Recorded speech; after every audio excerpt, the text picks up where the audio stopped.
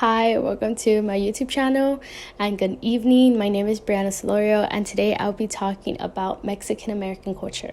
Of course, this is going to be about my own experience about being a Mexican American. Also, in my last video, people were wondering why I had a phone in my hand. This is actually my mic. I am using it because if not, you'd be able to hear my AC and my fan running in the back. So, yep. Anyway, so I was born here, but my parents were born in Mexico, so I identify as a Mexican American.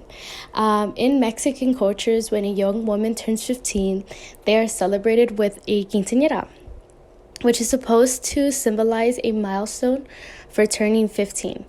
It celebrates their transitions from childhood to adulthood. When I turned 15, I was asked by my parents if I wanted a quince, and of course I said yes. Who wouldn't want a big party, right? But to my mom, it wasn't just a party. There are traditions and meanings behind the big celebration. When it comes to having a quinceañera, you have to prepare for it. An important essential you must need is getting your quince dress. The quinceañera dress is not just a piece of clothing. It represents the quinceañera's journey and her culture, her values that she holds. The dress will showcase her beauty, her elegance, and her grace when she steps into womanhood on her special day. It's also a really big tradition, and I remember picking my dress. I took forever. I got a pink dress with some gold diamonds on it. On the big day, the celebration typically begins with a mass where the quinceañera gives thanks to God and her life and all the blessings and wishes luck on her journey into adulthood. During the mass, I placed a bouquet of roses by the Virgin Mary. In some traditions, the quinceañera offers a bouquet of roses to the Virgin Mary as an expression of gratitude and request for guidance on her journey as a young adult.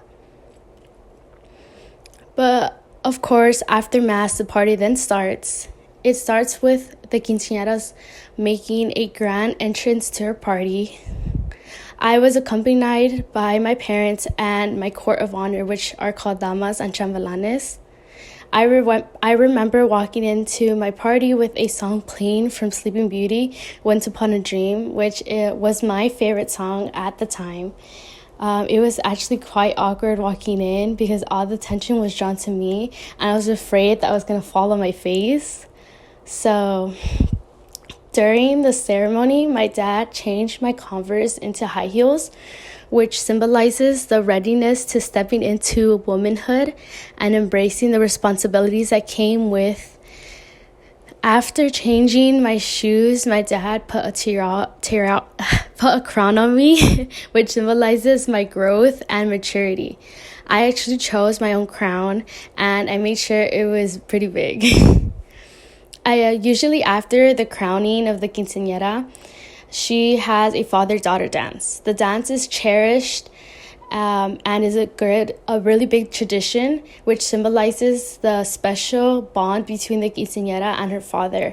I remember dancing with my dad, and it was very special. He actually cried. I guess it just reminded him that I wasn't his little girl anymore.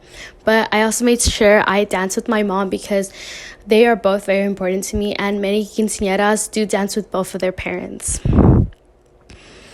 After the quinceañera and her court perform a dance, which is not always perfect, but it was very fun. Before the evening ends, they do a toast to the quinceañera to congratulate her on transitioning from adult. The celebration then goes on till midnight, and with music and dancing and food, of course.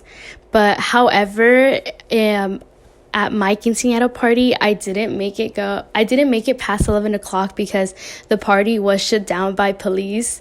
So lucky me. But overall, my quinceañera was not just a celebration of my growth, but also it recognized my family's love and support through my life. The traditions and meanings behind a quinceañera are very important to me and my culture as a Mexican American. And one day, hopefully, the traditions continue on and get passed down through generations. So thank you for listening, and thank you. Have a nice evening.